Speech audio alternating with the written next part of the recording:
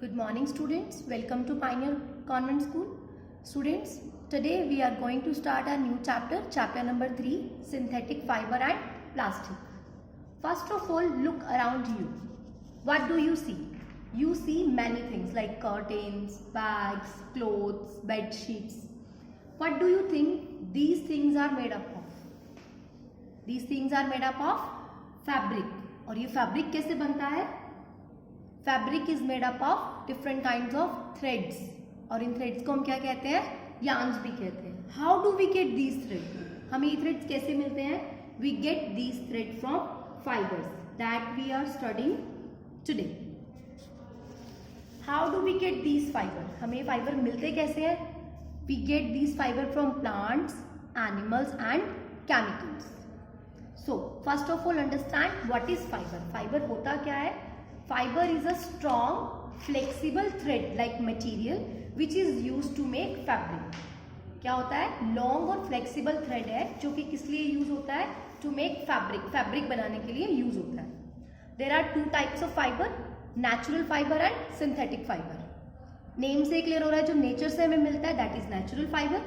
The fibre which are obtain from plants and animals are called natural fibre.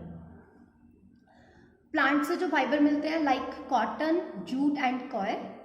Animal से जो fibre हमें मिलता है वो कौन सा है? वूल एंड सिल्क, जिनके बारे में हम डिटेल में प्रीवियस क्लासेस में पढ़ चुके हैं. And the next is synthetic fibre. Synthetic fibre is also known as human made fibre क्योंकि ये बाय ह्यूमन बनाया जाता है. These fibre, the fibres which are synthesised in industries from simple chemicals obtain from petroleum are called synthetic fibre. ऐसे fibres जो कहाँ किससे बनाए जाते हैं? केमिकल्स के थ्रू बनाए जाते हैं और वो केमिकल्स किससे बनते हैं? पेट्रोलियम से. उन्हें हम क्या कहते हैं? Synthetic fibre. There are three types of synthetic fibre, polyester, nylon और acrylic. Before we going to study in detail these different fibres, let understand two terms that is polymer and monomer. To understand these terms, let's see an activity. These are some beads, individual beads. ये कुछ beads हैं. And with the help of these beads, we made a bracelet. हमने इसको एक thread में डाल के इन सब beads को एक क्या बना दिया है? ब्रेसलेट बना दिया है. So these individual beads, ये जो अलग अलग अकेले अकेले beads थे individually, these beads are known as monomer. इनको हम क्या कहते हैं? मोनोमर. और जब हमने इन स्मॉल बीड्स को ज्वाइन कर दिया है, कंबाइन कर दिया है एंड टू एंड, तो ये एक क्या बन जाता है? ये बन जाता है एक पॉलीमर. आई होप आपको ये दोनों टर्म समझ में आ गई होंगी, मोनोमर और पॉलीमर्स. आप यहाँ देख सकते हैं, लुक एट दिस पिक्चर. ये क्या है? पेपर क्लिप की एक चेन बनी हुई है. अगर हम पेपर क्लिप की चेन की इंडिविजुअल बात करें, these individual paper clip is known as monomer. और हमने इनको जब एंड टू एंड ज्वाइन कर दिया है, जब इन्होंने एक चेन फॉर्म कर दिया है, that chain is known as polymers. And next term is the polymerisation. ये जो हमने एंड टू एंड ज्वाइन करके पेपर क्लिप से एक जो चेन बनाई है, इस पूरी प्रोसेस को हम क्या कहते हैं? Polymerisation. It is the process of joining together a large number of smaller molecules to form a very large molecule. छोटे छोटे मॉलिक्यूल्स को ज्वाइन करके एक बड़ा मॉलिक्यूल बनाया जाता है, उसे हम क्या कहते हैं? Polymerisation. There are two kinds of polymers. एक होता है लीनियर पॉलीमर, दूसरा होता है cross link polymer. Linear polymers में क्या होता है बच्चे कि जब डिफरेंट मतलब मोनोमर्स को एक सीक्वेंस में, एक स्ट्रेट लाइन में ज्वाइन किया जाता है, दैट इज लीनियर पॉलीमर. और जब हम मोनोमर्स को क्या करते हैं? क्रॉस लिंक, आपस में क्रॉसिंग में ज्वाइन कर देते हैं एक दूसरे के साथ. इधर से भी ज्वाइन हो रहा है, यहाँ से भी ज्वाइन हो रहा है, वो आगे भी ज्वाइन हो रहा है, ये बना देते हैं cross link polymer. The polymers in which monomers are cross link to each other are known as cross link polymers. I hope आपको ये टर्म समझ में आ गई होंगी अच्छे से. And the next is the types of synthetic fibre. Synthetic fibres के कुछ टाइप्स हमने पढ़े थे, दैट इज जैसे रायन था, नायलॉन था. इनके बारे में हम वन बाय वन अब डिटेल में स्टडी करेंगे. रेयन. रेयन क्या है? It is a synthetic fibre. ये एक सिंथेटिक फाइबर है which is made up from wood pulp. जो किससे बनता है? वुड पल्प से बनता है. Wood pulp is dissolve in an alkaline solution. Wood pulp को क्या किया जाता है? अल्कलाइन सॉल्यूशन में डिजॉल्व किया जाता है उसके बाद then it pass through tiny pods to convert them fibre, उसको टाइनी पॉड्स में से पास किया जाता है, क्यों? फाइबर्स में कन्वर्ट करने के लिए। जब ये फाइबर बन जाते हैं then they are pass through sulphuric acid, जो ये फाइबर्स फॉर्म हो चुके हैं इनको किस में से पास किया जाता है? सल्फ्यूरिक एसिड से, टू मेक देम हार्ड, इनको हार्ड करने के लिए, क्योंकि वुड पल्प तो क्या होता है? सॉफ्ट होता है, उससे सॉफ्ट फाइबर बनेगा और सॉफ्ट फाइबर से तो क्लोथ्स नहीं बन सकते, इसीलिए उसकी हार्डनेस प्रोवाइड करने के लिए उसको किससे ट्रीट किया जाता है? Sulphuric acids.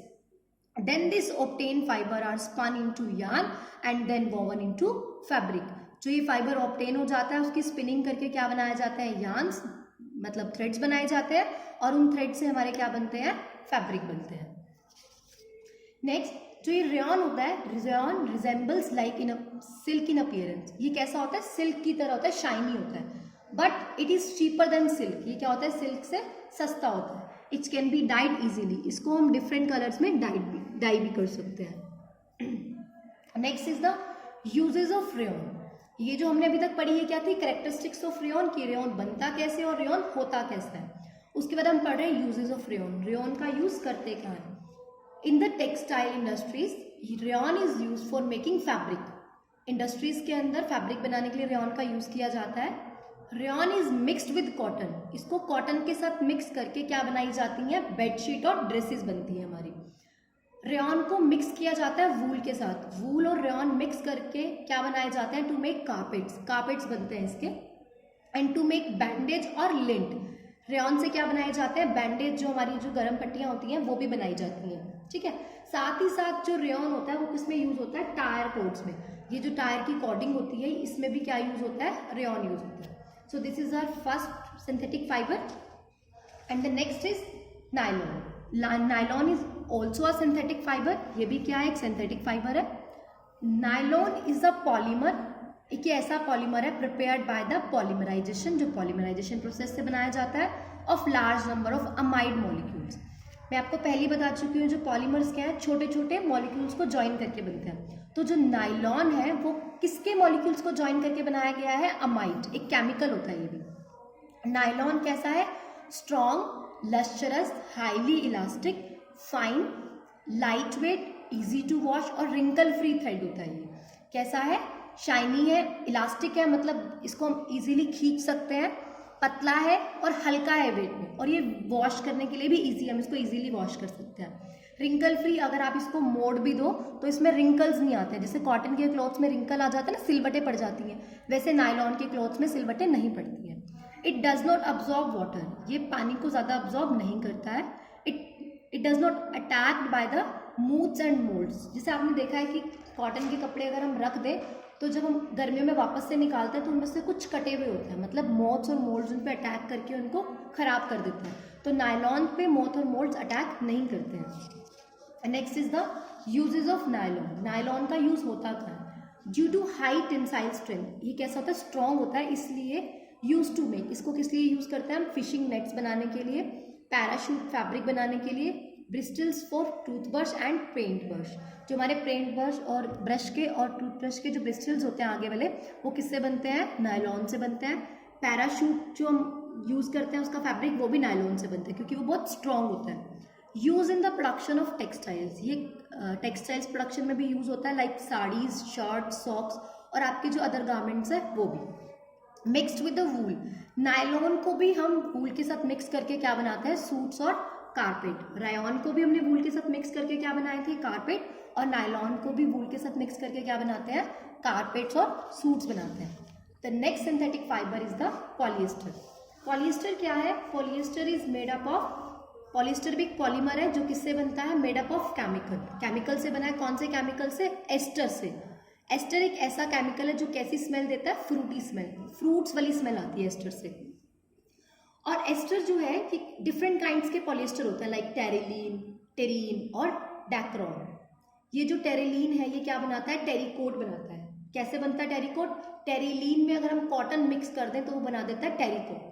टेरी वूल कैसे बनता है? टेरिलीन में अगर हम वूल को ऐड कर दें तो क्या बन जाता है हमारा? टेरी वूल। और ये क्या है? पॉलिएस्टर है, सिंथेटिक फाइबर। पॉलिएस्टर कैसा है?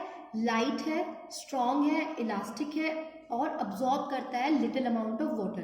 कैसा थ्रेड है? स्ट्रॉन्ग थ्रेड है और इसकी भी इलास्टिसिटी, इसको हम जितना मर्जी चाहे स्ट्रेच कर सकते हैं। रिंकल फ्री और ड्राइज क्विकली, और ये इजीली सूख जाता है क्योंकि ये लिटिल अमाउंट में वाटर अब्जॉर्ब करता है, तो ये इजीली सूख भी जाता है। यूजेस ऑफ पॉलिएस्टर, पॉलिएस्टर के यूजेस क्या है? यूज्ड फॉर मैन्युफैक्चरिंग, क्या बनाने में यूज होता है? Saris, dress materials.